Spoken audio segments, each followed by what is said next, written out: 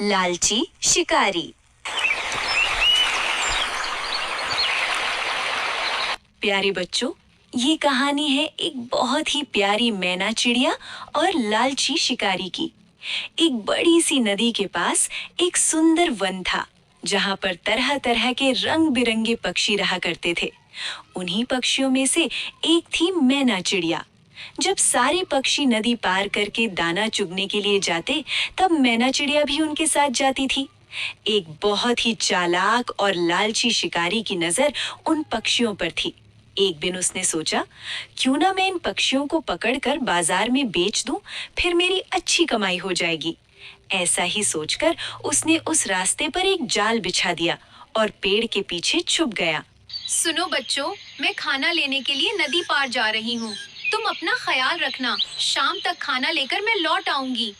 ऐसा कहकर मैना चिड़िया सभी पक्षियों के साथ नदी के पार खाना लेने के लिए उड़ गई। मैना बहन, मैंने सुना है अब इस रास्ते पर खतरा है। कोई शिकारी है जो हमें पकड़ना चाहता है। तोता भैया ने कहीं से खबर लगाई है, इसलिए ध्यान से उड़ना। गुनगुन चिड़िया सही कह रही है। अगर उस शिकारी के जाल में एक बार भी कोई पक्षी फंस जाता है, तो वो शिकारी उस पक्षी को नगर के बाजार में बेच देता है। अब तो खाना लेने जाने के लिए बहुत डर लगता है। पर तोता भैया, खाना लेने तो हमें जाना ही पड़ेगा।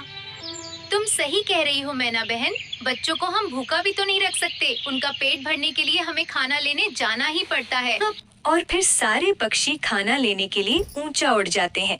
पर आज सचमुच शिकारी ने सभी पक्षियों के लिए जाल बिछा रखा था। वो मन में सोच रहा था, आज इन सब रंग बिरंगे पक्षियों को इस जाल में कैद कर लूंगा और फिर उसके बाद उन्हें बेचकर मैं ढेर सारे पैसे कमाऊंगा। आने दो, सबको पकड़ लूंगा। अरे वो देखो, सामने शिकारी ने जाल बिछा रखा है। सब वापस चलो। सारे पक्षी घबराकर वापस जाने लगे, पर अचानक मैना चिड़िया का एक पैर जाल में फंस गया। वो रोने लगी।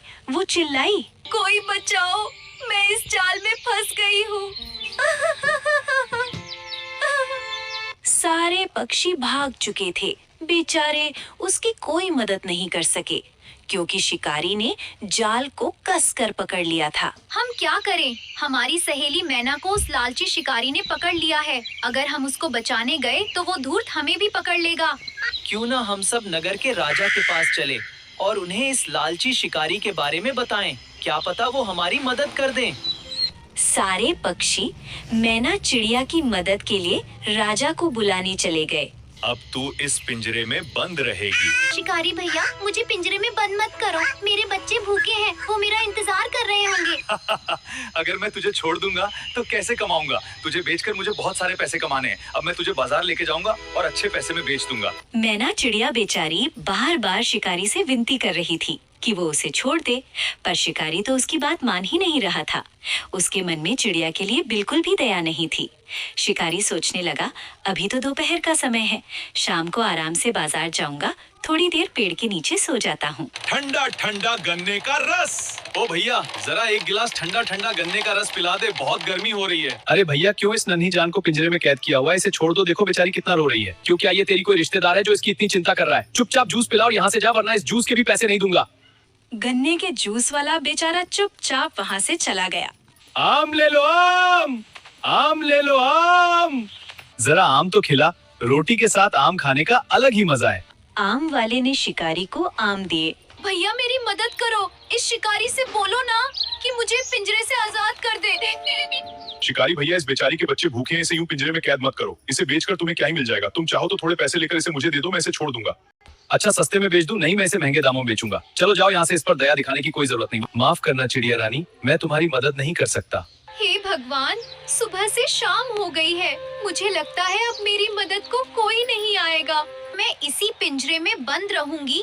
ये शिकारी अब मुझे नगर में ले जाकर बेच देगा।